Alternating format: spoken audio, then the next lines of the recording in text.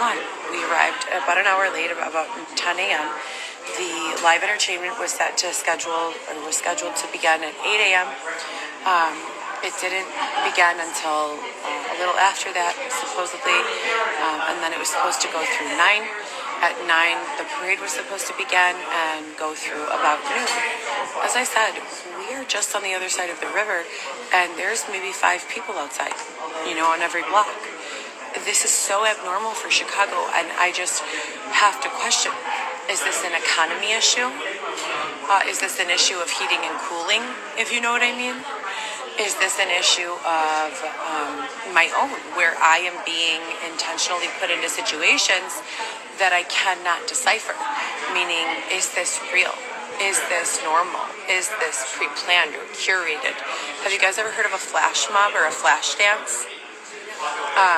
Just as easily as they create those, they can create the opposite of those. They can create the illusion of abandonment. And I've dealt with that numerous times. And it's been really scary and really wild. So I guess my question is, on a day like today, where I look back and think of how grateful I've been, and how, even though I never really got to see my family on a regular basis because I lived in Chicago and they lived scattered throughout, north and west suburbs, I saw them on holidays, which was not enough, but I am grateful that I was able to. As I said 4 years ago, the very first Thanksgiving I spent here at the Gwen, a friend of mine, Sammy Habibi, he had nowhere to go on Thanksgiving, and he drove me in his Suburban with my children from here at the Gwen to my grandma's house in Palatine. And he had a meal with us, and he kind of got a behind-the-scenes look into my family and what was going on at that time. And that was the last time I got to see my family for a holiday. Ironically, 4 months after that is when Dylan was released from prison. So when you try to say that there's no correlation between my life destructing and Dylan, it's impossible to say that, because everything that began to happen in my life began with his release. I had never been in a fist fight, so much as a fist fight, prior to 2019. In 2019, I was jumped and stabbed. My home was intentionally flooded twice. My belongings were stolen out of my home. I had to move. I was bullied out of my home, where I lived legally. And every time I'd go to law enforcement, they just would do nothing. So as you began to voice your suffering in a way that forces people to pay attention, people have a way of negating your experience by making allegations against you, or saying that you are seeing things or hearing things that don't really exist. Be careful with that. Be very careful with that. Be grateful, for what you have, but be very, very careful in settling what we allow and get used to. What we tolerate becomes the normal. As you sit in a space and you notice the way that you're treated, you're respected or you're not, you're ignored or you're embraced, you're made fun of and ridiculed, or you're loved and validated. Move from the spaces or take action in the spaces where you are not validated in your most basic being, which is bare minimum basic amounts of respect that every single life form is deserving of. The more we ignore them, the more that we pretend like everything is fine, the more we create and set new standards for what fine looks like. If I decided ever to stop talking about what was going on with me, the message that I'm sending the universe is that I'm okay with being held in a tent against my will and all of the other oppressive measures that have been done unto me, which I am not. So I will continue to discuss it publicly until a resolution has been reached. And that goes the same with anything. If you're in an abusive relationship, if it's a friendship, whatever it is, the more you tolerate, the more normal it becomes. And you train others how to treat you. Xavier does certain things in a relationship because he knows that I value monogamy and a traditional gender role. So if you're in a relationship with someone for 16 months and they understand that you value monogamy and traditional gender roles, they have the information that they need to treat you how you want to be treated, to treat you in a way that's in line with your moral and ethical standing. When arguments become an issue, or when disruption begins, it's because one or both parties is taking the expectation that has been clearly communicated. Because if the expectation hasn't been accepted or tolerated, then there's no arguing. There's just disagreeing. Like, hey, you're not going to treat me like that. It's not that way. Once the expectation has been communicated and you know how the person expects to be treated, and you wake up one morning treating them completely different, again, something is going on with that. Is the person rolling on you because they're being incentivized financially to do so? Is the person rolling on you because someone has honeypotted them sexually? Is the person rolling on you because they're being extorted sexually? The whole psyop that I refer to as the evil game, that is a group of men who had no choice in many cases but to engage in illicit sexual contact with men who were mostly straight, to use for extortive purposes.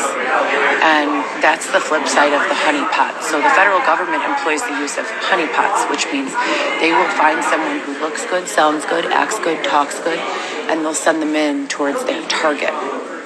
And once they gain the affection of that person, they princess them. So then they make them think that they agree with everything they say, that they share the same opinions, and that they, are on their side.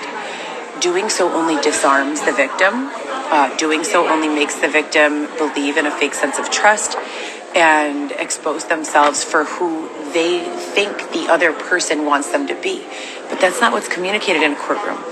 What's communicated in a courtroom is the person supposedly exposing themselves for who they truly are. It's not that way. The only way you could see who a person truly is if you observe them with no external influence, with no external coercion. That's the only reliable way to ever know who someone truly is. What does someone do when there is no one watching, when there is no one else around? When you add in that antagonist, you're losing your case, period. Now you have a coerced, influenced, persuaded, or any other number of, colorful vocabulary that we could use to fill in the blanks there. And you're looking at exonerations that are probably not deserved. There are a lot of deserved exonerations, a lot of them. And I'm super grateful that I was given a voice and the opportunity to speak on a lot of this stuff, because we are treating everyone the same when we are not the same. Equality to me does not mean we are all the same. Equality means we're all deserving of the same. We all deserve the same basic baseline for human treatment. We all deserve indoor housing. We all deserve showers. We all deserve food. We all deserve families. We all have the right to procreate. We all have the right to keep our bodies and homes clean. We all have these rights. When those simple rights are taken away, there is no baseline. Now we have a society where any treatment is acceptable, and the laws don't matter in place of ethics, in my opinion. If you cannot find a way to work ethically and legally together, then you have no partnership, and you have no, society. You have nothing. You have to find a way to make the laws work with the ethics. Now, why is this important? Because when we're talking exonerations, we're using the term equality to our benefit. We're saying, well, you want everything to be equal, and that's one of the biggest arguments they throw in their face in such a condescending way. It's patronizing. Oh, well, you want everything to be equal? Well, yeah. Then give me the same access to the $10,000 an hour lawyer that you have, that got you off your criminal charges. And now we can talk about equality. How many people are sitting in prison either for crimes they didn't commit, crimes they committed as a result of oppression, setups, or because they couldn't afford good legal counsel? So we're designing a society where recidivism is the only option for a good majority of us. How many men and women come out of prison to nothing and no one? And so the only option they have to meet their needs is to reoffend. We are profiting, and this Thanksgiving, as I said, I have to be grateful for my voice.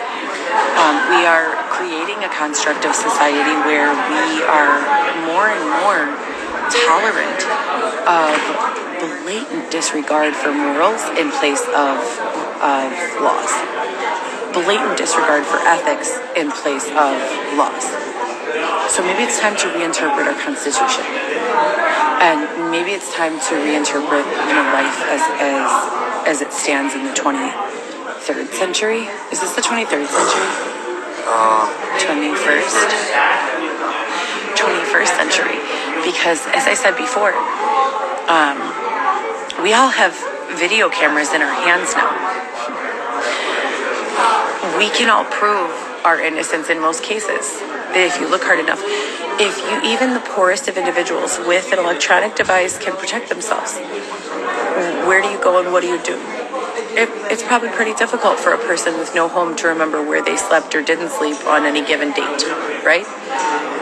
That's not what the state's attorney says when they're questioning them. They say, oh, so you mean to tell me that conveniently on Wednesday you don't know where you slept? And the jury, being a group of people who probably have never dealt with homelessness before, they think in their minds, yeah, the state's attorney was right. This guy must be a liar. How does he not know where he slept? Well, guess what? There's a whole other side of America. Get familiar with it. Get familiar with it. And that's what the internet is doing. And that's what social media is doing.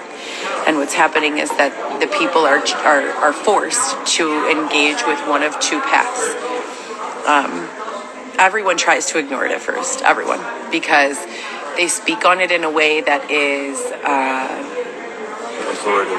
not authoritative. It's faking concern. Condescending would be a good word for it.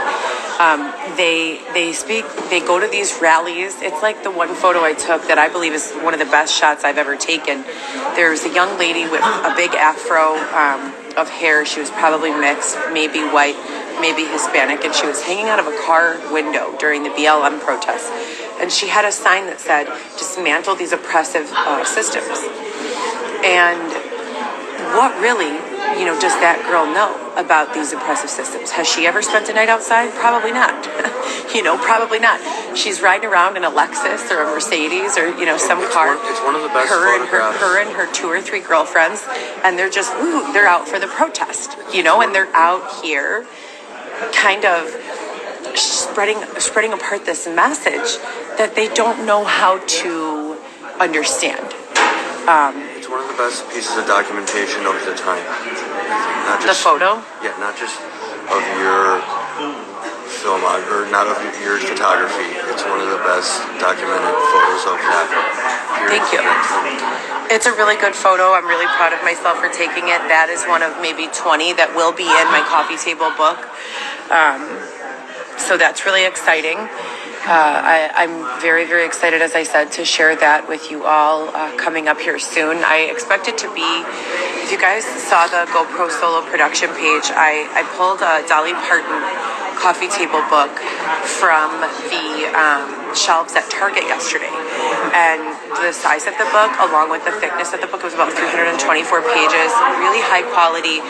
And the combination of her digital photograph, photography mixed with props, mixed with blog pieces, mixed with title statement style font and phrases, and then paragraphs of elaboration is exactly where I'm going with this idea for the coffee table book. It is exactly where I'm going, and there are a lot of photos from Black Lives Matter that I personally experienced, witnessed, and walked down the street taking these photos, and that's one of numerous social justice issues that I discuss or that I use visuals to evoke thought.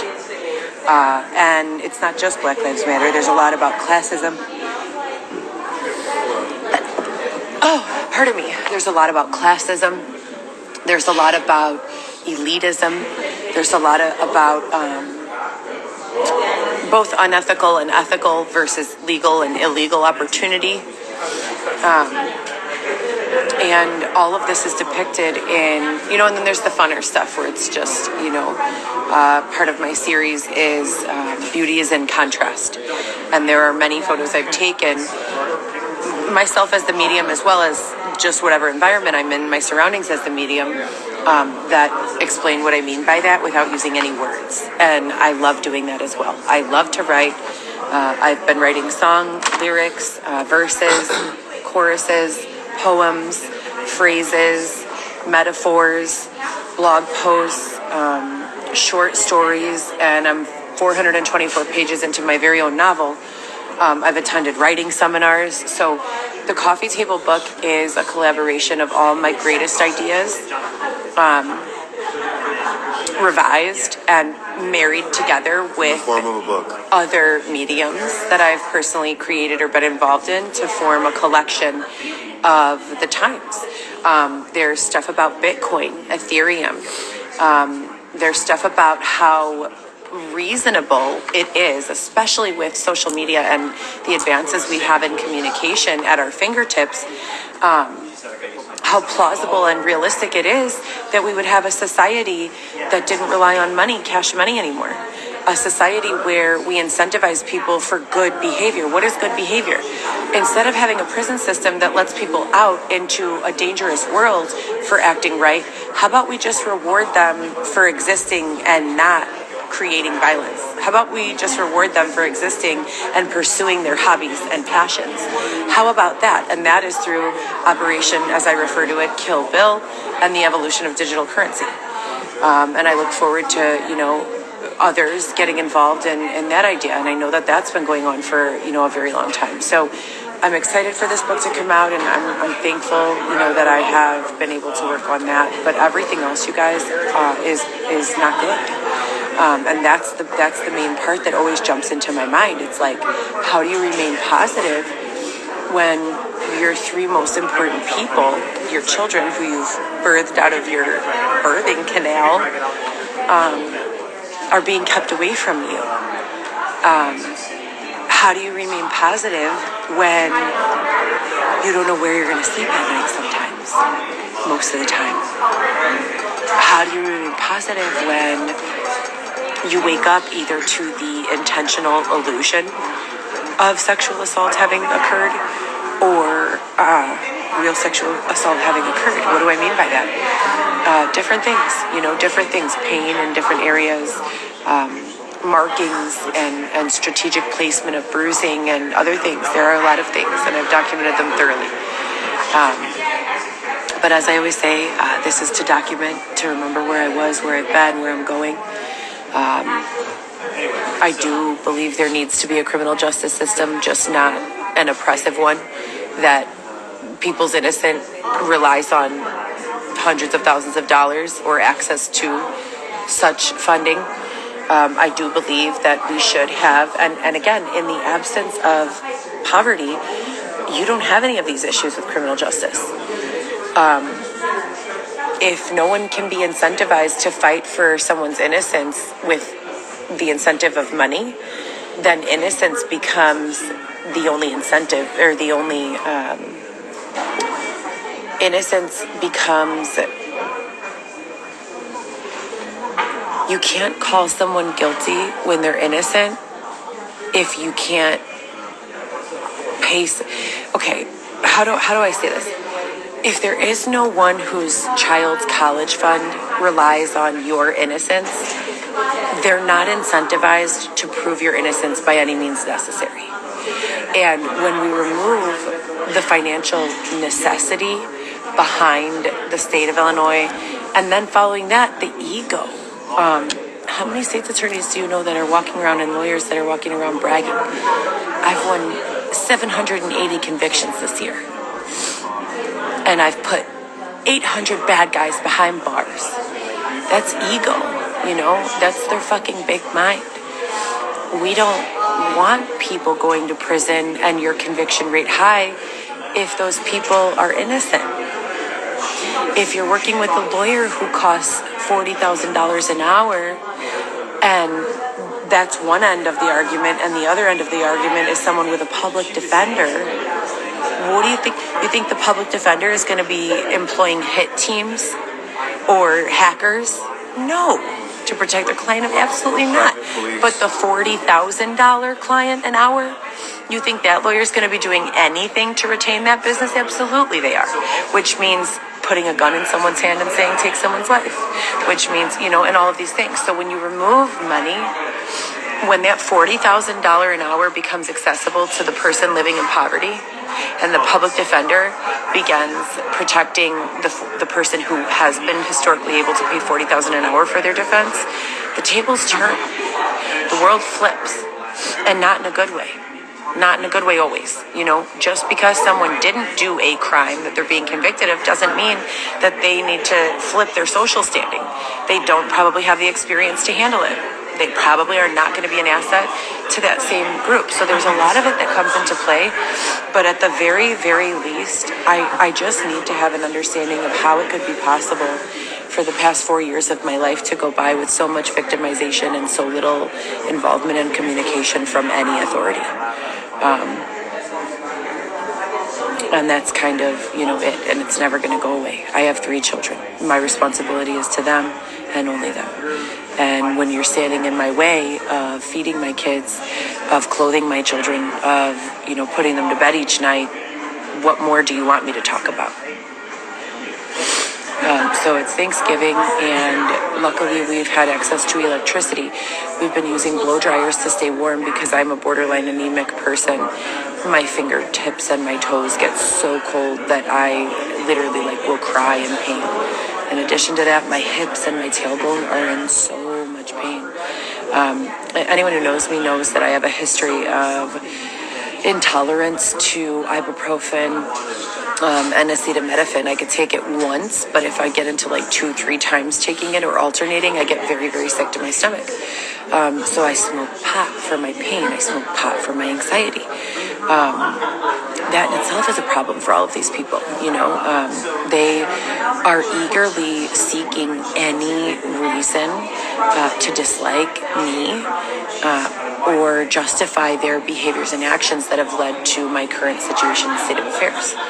And there just aren't any. I'm not a drug user.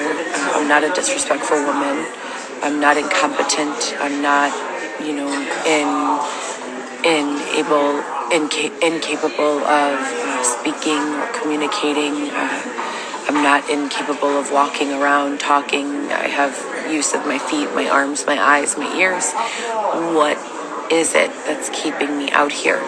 And what's more, what is it that is preventing communication and understanding of this situation to people who do have the authority and funding to do something about it?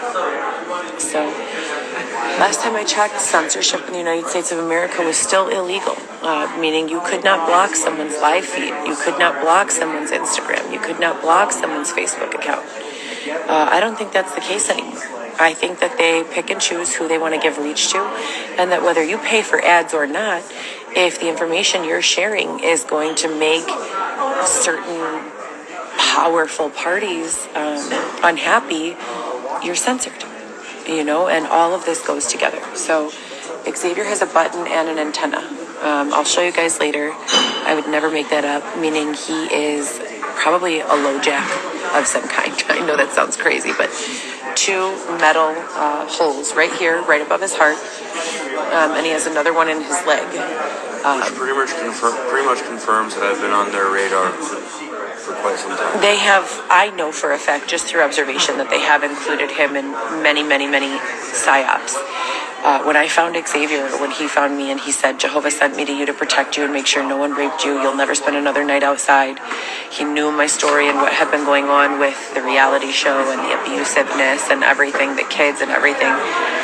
And I observed him in his home and the mess that surrounded him and the chaos that filled his mind. And it became clear to me that someone, was using him for something. And that they most likely wanted me, to share with them what that was. And I don't know. I truly don't know. But it's definitely something, and there's definitely something there. He has 2 metal I don't know what. I have one too. A lot of people who have them, I call them lines in. They disguise them to look as skin tags. And the ones that you could kind of feel, the ones that are like super like stiff and erect, you could feel the line in. What is that for? You know, what are we being used for without giving our permission? And that's a real question. Xavier worries about the 5G towers and the effects of AI long-term on society. I'm just trying to get home to my kids. So that's what's on my mind today and every day. There's nothing new here. Super grateful for this meal. Happy Thanksgiving to everyone involved and everyone not involved. If you're not celebrating Thanksgiving today, whenever you decide to, happy Thanksgiving, and keep praying for me and my family, and I will do the same for yours. You guys have, I love holidays. Holidays are definitely my thing.